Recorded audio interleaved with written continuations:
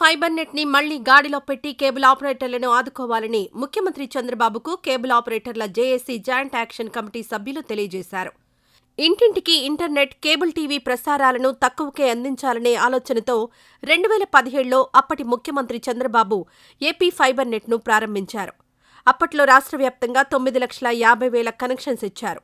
సాధారణ ప్యాకేజీ రూ. 235గా ఉండడంతో కస్టమర్లు కూడా ఎక్కువ మంది చేరేవారని, ఆ తర్వాత జగన్ ప్రభుత్వ హయాంలో ఆ ప్యాకేజీని రూ. 350 చేయడంతో పాటు ఛానల్స్ ని తగ్గించడంతో ఫైబర్ నెట్ పై ప్రజలు విశ్వాసం కోల్పోయారని, తిరిగి ఫైబర్ నెట్ వ్యవస్థను ప్రక్షాళించి గాడిలో పెడితే కేబుల్ ఆపరేటర్లకు, ఇటు వినియోగదారులకు ఇద్దరికీ మేలు జరుగుతుందని కేబుల్ ఆపరేటర్ల జేఏసీ ప్రతినిధులు ప్రభుత్వానికి విజ్ఞప్తి చేశారు.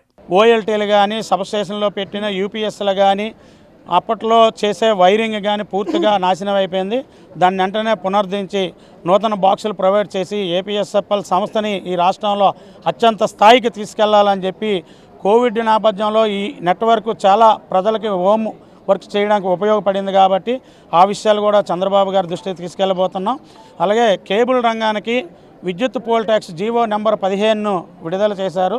ఇప్పటికే మేము ఈ పెనుభారాన్ని తట్టుకోలేకపోతున్నాం. మాకు వెంటనే ఆ జీవోని రద్దు చేసి కేబుల్ ఆపరేటర్ కుటుంబాలను అందరినీ ఆదుకోవాలని చెప్పి ఈ విషయాన్ని చంద్రబాబు నాయుడు దృష్టికి తీసుకెళ్లబోతున్నాం. నిన్న సీఎం గారికి గౌరవపదంగా ఆల్రెడీ కలిసాం, ఈ విషయాలు చెప్పాం. ఆయనకు సానుకూలంగా స్పందించి మీ సమస్యలు వెంటనే పరిష్కారం చేస్తామని చెప్పి హామీ ఇవ్వడం జరిగింది.